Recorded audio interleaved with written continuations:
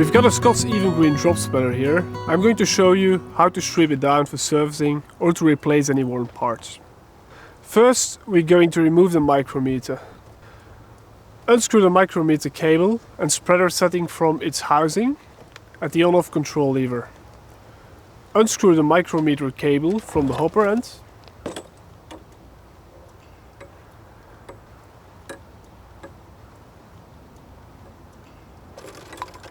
Next, we're going to remove the handle and stand.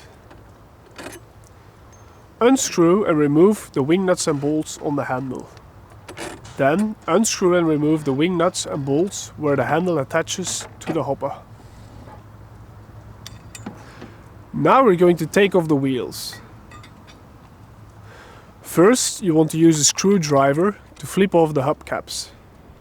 Next, remove the cotter pins and washers. Now you're able to remove both wheels from the axle. Next up, we need to remove the axle, agitators and bearings.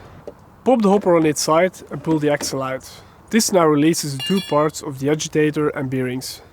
Now unclip the shut-off bar and remove the axle bushings.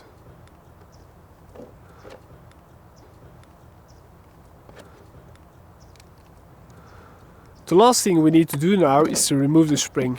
With a pair of pliers, grip the open end of the spring and release it from the rivet. Next, remove the closed loop from the other rivet.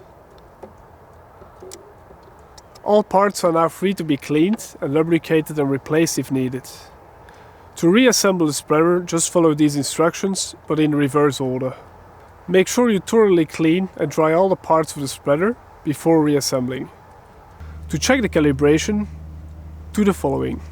Adjust rate control to number 6. Turn the spreader upside down. Place a foot on the on-off control lever against the handle to keep the shut-off bar open. The front edge of the shut-off bar should be aligned with the engraved line across one tooth of the hopper base. Adjust the alignment with the line using the small black screw thread at the lower end of the control cable.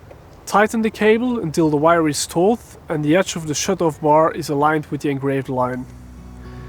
Release the trigger.